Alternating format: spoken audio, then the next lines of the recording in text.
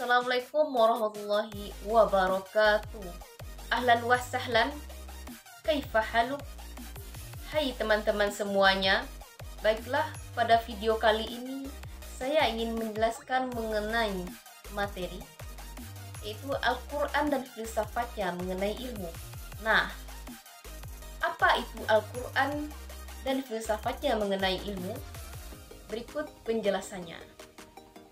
Yang pertama yaitu mengenai Al-Quran mengenai ilmu.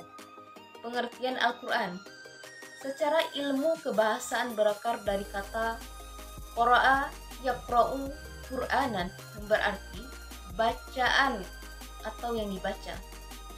Secara general, Al-Quran didefinisikan sebagai sebuah kitab yang berisi himpunan kalam Allah, suatu mukjizat yang diturunkan kepada Nabi Muhammad SAW melalui perantara malaikat Jibril.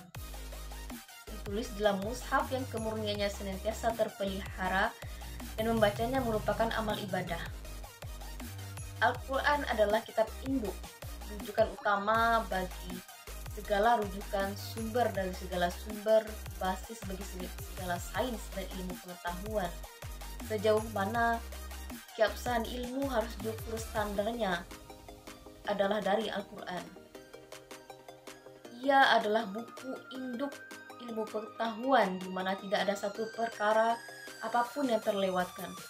Semuanya telah tercover di dalamnya dan mengatur berbagai aspek kehidupan manusia, baik yang berhubungan dengan Allah, hablum minallah, baik berhubungan dengan sesama manusia, hablum minannas. Lingkungan, ilmu akidah, ilmu sosial, ilmu alam, ilmu empiris, ilmu agama, umum, dan sebagainya. Segala ilmu yang diperlukan manusia itu tersedia di dalam Al-Quran. Al-Quran adalah wahyu Allah Subhanahu wa Ta'ala yang merupakan mukjizat yang diturunkan kepada Nabi Muhammad SAW sebagai sumber hukum dan pedoman hidup bagi makhluk Islam dan telah beribadat kepada Allah Subhanahu wa Ta'ala. Dan selanjutnya, ruang lingkup Al-Quran dan pokok-pokok isi Al-Quran ada 5. Pertama yaitu tauhid, kepercayaan terhadap Allah, malaikat-malaikatnya, kitab-kitabnya, rasul-rasulnya, hari akhir, qadar dan qadar baik dan qadar yang buruk. Tuntutan ibadat kedua, tuntutan ibadat sebagai perbuatan yang jiwa yang tauhid. Yang ketiga, janji dan ancaman. Yang keempat, hidup yang dihajati, pergaulan hidup bermasyarakat untuk kebahagiaan dunia dan akhirat. Yang kelima, inti sejarah orang-orang yang taat dan orang yang zalim pada Allah Subhanahu wa Ta'ala. Nah, yang selanjutnya, dasar-dasar Al-Quran membuat hukum. Yang pertama, tidak memberatkan. Allah tidak membenari seseorang melainkan sesuai dengan sanggupannya. Misalnya, boleh tidak berpuasa pada bulan Ramadan, boleh makan makanan yang diharamkan jika dalam keadaan terpaksa atau memaksa, dan boleh bertayamum sebagai ganti wudu. Yang kedua, menyedikitkan beban. Dari prinsip tidak memberatkan itu, maka terciptalah prinsip menyedikitkan beban agar menjadi tidak berat. Karena itulah hukum-hukum yang sifatnya rusak seperti menghasam salat. Yang ketiga, berangsur-angsur dalam menetapkan hukum. Hal ini dapat diketahui umpamanya ketika mengharamkan minuman khamar. Minuman khamar merupakan minuman yang haram yang dilarang dalam syariat Islam. Menginformasikan manfaat dan mudaratnya, mengharamkan pada waktu terbatas, yaitu sebelum sholat, dan larangan secara tegas untuk selama-lamanya. Nah, teman-teman, materi selanjutnya mengenai fungsi dan isi kandungan Al-Quran. Pertama, itu sebagai petunjuk bagi manusia, pedoman hidup bagi hidup manusia. Allah menurunkan Al-Quran sebagai petunjuk umat manusia seperti dijelaskan dalam Quran surat Al-Baqarah ayat 105, Quran Al-Baqarah ayat 2, dan pada Al-Quran surat Al-Fussilat ayat 44. Yang kedua, sebagai sumber pokok ajaran Islam. Fungsi Al-Quran sebagai sumber ajaran Islam sudah diyakini dan diakui kebenarannya oleh setiap hukum Islam. Adapun ajarannya meliputi persoalan kehidupan kemanusiaan secara umum seperti hukum, ibadah, ekonomi, politik, sosial, budaya, pendidikan, ilmu pengetahuan, dan seni. Selanjutnya, peringatan dan pelajaran bagi manusia. Dalam Al-Quran banyak diterangkan tentang kisah para nabi dan umat terdahulu, baik yang taat melaksanakan perintah Allah maupun yang mereka menentang dan mengingkari ajarannya. Bagi kita umatnya akan datang, kemudian tentu harus pandai mengambil hikmah dan ibrah dan pelajaran dari kisah-kisah yang diterangkan dalam Al-Quran. Selanjutnya, sebagai mukjizat Nabi Muhammad SAW, turunnya Al-Quran merupakan salah satu mukjizat yang dimiliki oleh Nabi Muhammad SAW. Nah, materi selanjutnya mengenai tujuan Al-Quran, tujuan pokok Al-Quran. Pertama, itu sebagai petunjuk akidah dan kepercayaan yang harus dianut oleh manusia yang tersimpul dalam keimanan akan keesaan Tuhan dan kepercayaan akan kepastian adanya hari pembalasan. Kedua, petunjuk mengenai akhlak yang murni dengan jalan menerangkan norma-norma keagamaan dan susila yang harus diikuti oleh manusia dalam kehidupannya secara individual atau kolektif. Yang ketiga, petunjuk mengenal syariat dan hukum dengan jalan menerangkan dasar-dasar hukum yang harus diikuti oleh manusia dalam hubungannya dengan Tuhan dan sesamanya, atau dengan kata lain yang lebih singkat, Al-Quran adalah petunjuk bagi seluruh manusia ke jalan yang harus tempuh demi kebahagiaan di dunia dan di akhirat. Materi selanjutnya itu mengenai Al-Quran mengenai ilmu. Al-Quran mengenai ilmu.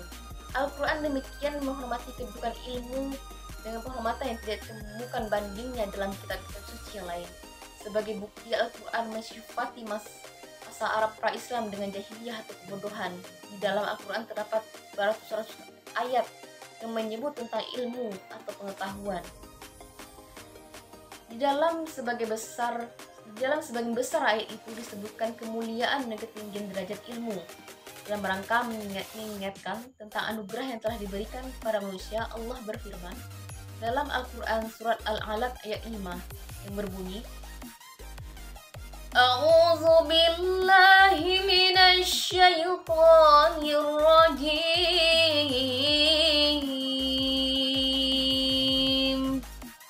Bismillahirrahmanirrahim.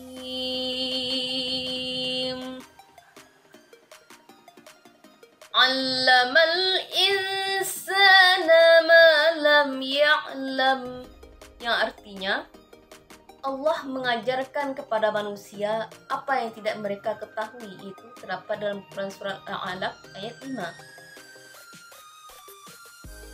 Nah, materi yang selanjutnya yang kedua yaitu mengenai filsafat mengenai ilmu. Filsafat mengenai ilmu. Filsafat ilmu merupakan segenap pemikiran refleksi terhadap persoalan mengenai segala hal yang menyangkut landasan ilmu maupun hubungan ilmu dari segala segi dari kehidupan manusia. Filsafat ilmu merupakan suatu timbal balik dan saling berpengaruh antara filsafat dan ilmu. Filsafat ilmu merupakan penelusuran pengembangan filsafat pengetahuan. Objek dari filsafat ilmu adalah ilmu pengetahuan. Secara umum, ilmu filsafat terdiri atas 3 bagian, yaitu yang pertama, ontologi, yang kedua, epistemologi, dan yang ketiga, aksiologi. Yang pertama yaitu ontologi. Kata ontologi berasal dari bahasa Yunani, yaitu on yang berarti being dan logos yang berarti logik. Jadi ontologi adalah the theory of being for being, teori tentang keberadaan sebagai keberadaan. Ontologi merupakan kajian filsafat tertua yang berupaya mencari inti yang ada pada setiap kenyataan atau realitas yang sebenarnya. Ontologi memiliki objek yang telaah, yaitu being yang ada. Yang kedua, epistemologi. Suatu kajian filsafat yang mendasari dasar-dasar pengetahuan dan teori pengetahuan manusia bermula. Dengan kata lain, epistemologi adalah suatu pemikiran mendasar dan sistematik atau terstruktur sistematik mengenai pengetahuan dan merupakan salah satu cabang filsafat yang membahas tentang terjadinya pengetahuan, sumber pengetahuan, asal mula pengetahuan, metode atau cara memperoleh pengetahuan, validitas dan kebenaran. Dan yang ketiga, aksiologi. Aksiologi disebut juga sebagai teori nilai, yaitu sesuatu yang diinginkan, disukai atau yang baik. Aksiologi membahas tentang tujuan ilmu pengetahuan, untuk apa pengetahuan itu digunakan, bagaimana keterkaitannya antara cara penggunaan ilmu tersebut sesuai kaidah moral. Bagaimana keterkaitannya antara cara penggunaan ilmu tersebut sesuai kaidah moral. Bagaimana penentuan objek yang ditelaah berdasarkan pilihan moral, aksiologis, mencoba merumuskan teori yang konsisten untuk perilaku yang etis. Jadi, dipandang dari sudut filsafat, ilmu terbentuk karena manusia berusaha berpikir lebih jauh mengenai pengetahuan yang dimilikinya. Pada dasarnya, filsafat ilmu merupakan kajian filosofis terhadap hal-hal yang berkaitan dengan ilmu. Dengan kata lain, filsafat ilmu merupakan upaya pengkajian dan pengalaman mengenai ilmu pengetahuan atau sains, baik itu ciri substansinya, pemerolehannya, atau manfaat ilmu bagi kehidupan manusia. Baiklah, teman-teman, itulah video dari saya. Thanks for watching. Thanks for attention. Syukran katsiran. Assalamualaikum warahmatullahi wabarakatuh.